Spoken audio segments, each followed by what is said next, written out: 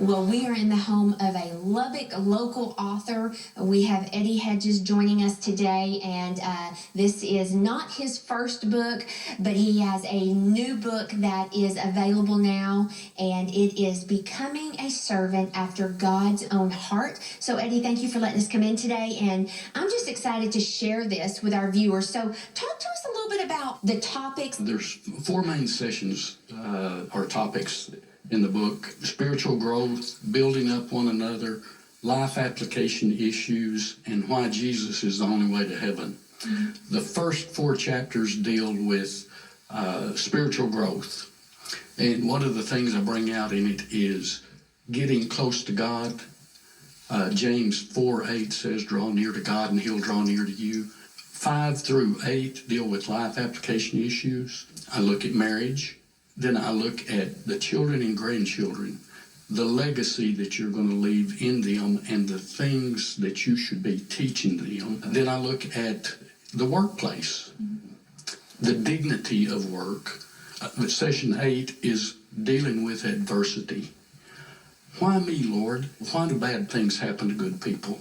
Let me state that this is a Bible study, and throughout the book I've tried to ask questions that create discussion and thought. It can be a group Bible study, it can be individual, but the questions are there to create the thought process and the discussion together. Session 9 deals with building up one another, being sunshine, light in the world, refreshing others, planting seeds. Session 10 is the conclusion, and the way I conclude part of it is a lot of the issues that are taking place in America today, the disasters we're facing, uncontrolled debt. And so it sounds like, Eddie, there is a session in your book for everybody, whether it's, you mentioned it being a Bible study, but a couple, an individual, a family could dig into this book and receive the messages that you have put in this book. Share with us a little bit about what was the inspiration, or how were you influenced to write this book?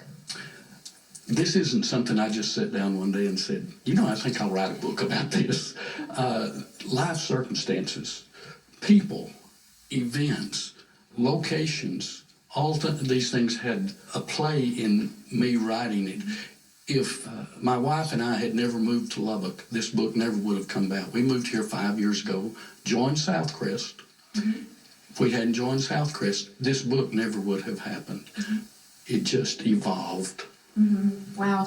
And I know that there is already a Bible study that is using this book, and probably more to come because of an offer that you have that we're going to mention, but it's already changing lives. How does that make you feel, knowing that you have written something through your life experiences that's making a difference? And you'd mentioned earlier, generations to come. Isn't that what we should all be trying to do? Make a difference. Everything that you're involved in should be better because you're a part of it. If it's not, why? Mm-hmm. Well, you have an illustration of spiritual growth or building each other up, and I know that you're going to share that with us now. Leadership expert John Maxwell says, your candle loses nothing when it lights another.